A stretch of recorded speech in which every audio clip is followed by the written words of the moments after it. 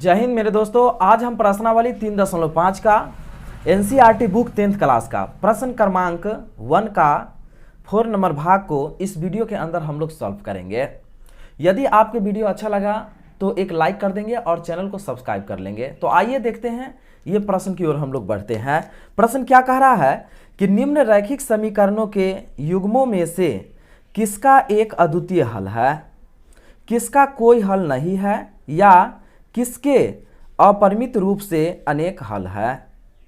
अद्वितीय हल की स्थिति में उसे ब्रज गुणन विधि से ज्ञात कीजिए। इसमें क्या कहा है, इसमें कंडीशन दे दिया है कि अगर कोई हल नहीं आता है या अनेक हल नहीं आता है, यदि वह अद्वितीय हल आ जाता है तो इसे ब्रज गुणन विधि से इसको हल करना पड़ेगा। अगर कोई हल नहीं आ जाता है या अनेक हल आ जाता है या अद्वितीय हल नहीं आता है तो इसे ब्रज गुणन विधि से हम हल नहीं करेंगे। तो सबसे पहले देख लेते हैं कि इसका कंडीशन क्या है। ठीक है, सूत्र हम देख लेते हैं कि यदि a1 बटे a2 बराबर b1 बटे b2 ये दोनों एक दूसरे के बराबर नहीं रहेगा तो ये अद्वितीय हल कहलाएगा। अगर इस कंडीशन में अगर आ जाता है ये समीकरण को निकालने के बाद तो हम ब्रज गुणन विधि निकालेंगे। ठीक है, फिर कहा क्या, अगर ये कंडीशन में अगर इस तरह से तीनों बराबर आ जाता है अनेक हल और इस तरह से भी अगर आ जाता है कोई हल नहीं, तो अगर ये दोनों कंडीशन में आएगा तो इस प्रश्न को हम ब्रज गुणन विधि से हल नहीं करेंगे। लेकिन अद्वितीय हल के कंडीशन में आ जाता है तो इस प्रश्न को ब्रज गुणन विधि से हमें हल करना पड़ेगा। तो आइए देखते हैं इस प्रश्न को हम किस तरह से हल करते हैं। अब लिख लेते हैं यहाँ हल। अब लिखेंगे क्या, सबसे पहले रैखिक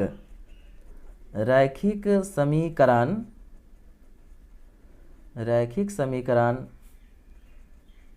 युग्म से। ठीक है, तो रैखिक समीकरण युग्म से और इस समीकरण का हम व्यापक रूप देख लेते हैं सबसे पहले। ठीक है, ये समीकरण का व्यापक रूप देखेंगे तो कैसे, यहाँ a1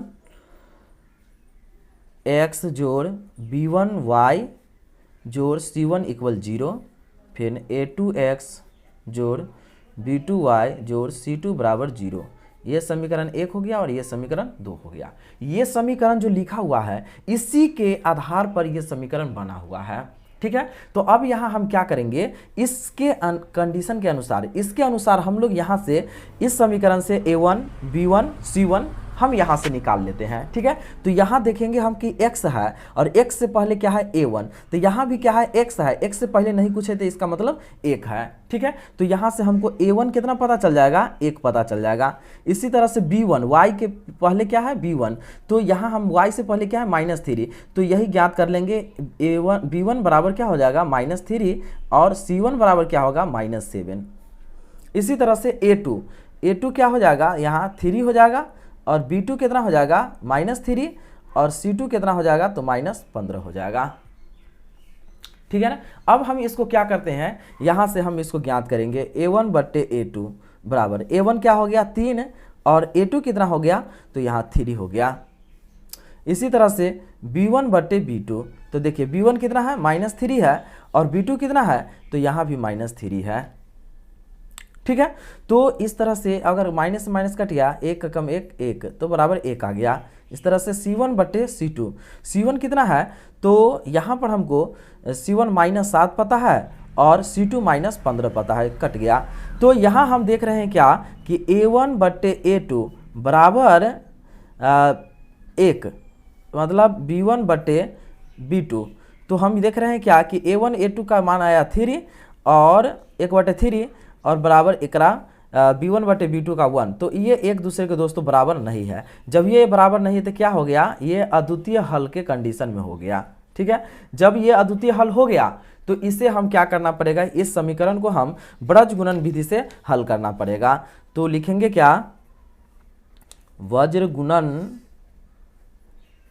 विधि से। ठीक है, अब हमको ब्रज गुणन विधि से इस प्रश्न को हल करना पड़ेगा। तो आइए सबसे पहले हम क्या करते हैं, ये समीकरण को लिख लेते हैं कि समीकरण हमको क्या दिया है। दिया है क्या समीकरण, x - 3y - 7 = 0। ये समीकरण 1 है। फिर क्या है 3x - 3y - 15 = 0, जिसको समीकरण 2 कहा जाएगा। इस तरह से हो गया। ठीक है। अब हम क्या करेंगे, इसका सूत्र होता है, ठीक है, इसका सूत्र क्या होता है कि यहाँ देखिए एक ट्रिक, देखिए यहाँ ट्रिक है बक का अब, ये ट्रिक को याद रखेंगे। देखिए बक बी सी का सी ए अब ए बी, ठीक है। तो क्या करना है ना, हमको सबके बटा में लिख लेना है, बी बक का मतलब बी सी को 2 बार लिख लेना है, सी ए को भी 2 बार लिख लेना है, अब को भी 2 बार लिख लेना है। तो यहाँ देखिए लिखेंगे क्या, एक्स बटे B C minus B C बराबर वाई बटे सी ए माइनस सी ए बराबर 1 बटे A B minus A B, ठीक है। अब इसके नीचे क्या करना है, सभी के नीचे 12 21, ठीक है, 12 21, सभी के नीचे 12 21, इस तरह से लिख लिए हम। इस तरह से आप लिखने के बाद क्या करेंगे, देखिए यहाँ हमको पता है कि a1 कितना है, b1 कितना है, c1 कितना है, a2 कितना है, b2 कितना है, c2 कितना है, और इसी के माध्यम से हम क्या करेंगे, इस सूत्र पर हम बैठा लेंगे, ठीक है। तो आइए देखते हैं हम यहाँ पर कैसे बैठा लेते हैं। आप लोग क्या करेंगे, एक पेज पर लिख लेंगे पहले, तो बैठाएंगे। तो क्या होगा, x बट्टे हम बैठाएंगे इसको, तो b1 कितना हो गया, तो हमको -3 पता है, अगुने c2 कितना पता है, तो -15, फिर ये माइनस का माइनस लिखेंगे, इसके बाद कोष्ट ऐसे करेंगे, ठीक है। अब लिखेंगे क्या, यहाँ पर b2 कितना, सॉरी b1 हमको 3 मात्र पता है, b2 कितना है, तो b2 -3 है, अगुने c1 कितना है, तो -7 पता है, फिर बराबर y बटे c1 कितना पता है, तो -7 गुने a2 कितना पता है, तो a2 हमको, सॉरी यहाँ माइनस ही है, ठीक है। इसके बाद a2 कितना पता है, तो a2 3 ही पता है, फिर माइनस, ठीक है, फिर कोष्ट करेंगे हम यहाँ पर, और c2 कितना पता है, तो -15 अगुने a1 कितना पता है, तो 1, इसके पीछे नहीं कुछ तो 1 था, तो इस तरह से हो गया बराबर, फिर 1 बट्टे यहाँ पर a1 कितना पता है, तो हमको है a1 1 पता है, गुने b2 कितना है, तो -3 है, फिर माइनस, फिर ऐसे कोष्ट करेंगे a2 कितना है, तो 3 अगुने b1 कितना पता है, तो -3 है, ठीक है। इस तरह से हम लिख लेंगे, और इसके बाद आप इसको बैठाएंगे, 1 बट्टे इसको गुना करेंगे, -3 और -15 कितना होगा, तो माइनस प्लस हो गया, तो 15 या 45, फिर यहाँ क्या होगा माइनस, क्योंकि देखिए माइनस ये तो प्लस हो जाएगा, बीच में दोनों है, तो 7 या क्या होगा 21 बराबर y बट्टे, अब यहाँ पर क्या हो जाएगा, यहाँ हो जाएगा -7 है और 3 है, तो -21, और फिर यहाँ माइनस क्या हो गया, प्लस 15 में 1 से गुना करेंगे तो 15 बराबर क्या हो गया 1 बट्टे 1 में -3 से गुना करेंगे -3, और फिर यहाँ क्या है माइनस बाहर में एगो अंदर में, तो माइनस प्लस 3 या 9, ठीक है। इस तरह से अब क्या होगा, x अब बट्टे में इसको जब 45 में से 21 घटाएंगे क्या हो जाएगा, तो 45 में से 21 घटाएंगे तो यहाँ पर हमको 24 हो जाएगा,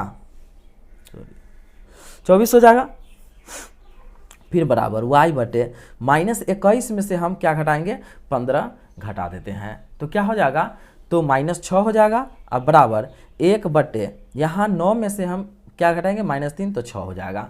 अब क्या करना है, इसको यहाँ पर कि दोनों को एक बार इसको x बराबर एक बार इतना लिखना है, एक बार इसको बराबर इतना, तो लिखेंगे x बटे 24 बराबर क्या होगा 1 बटे 6, फिर क्या होगा y बराबर -6 बराबर 1 बटे 6, तो देखिए 6 चौक 24 से कट गया, तो x बराबर क्या आ जाएगा 4, और यहाँ पर क्या होगा 6 एकम 6, तो -1, तो y बराबर क्या हो जाएगा -1। तो इस तरह से क्या हो गया दोस्तों, इसका आंसर हो गया, ठीक है। तो यदि आप लोग को वीडियो अगर समझ में आ गया होगा तो प्लीज़ चैनल को क्या करेंगे, तो आप लोग सब्सक्राइब कर लेंगे। धन्यवाद।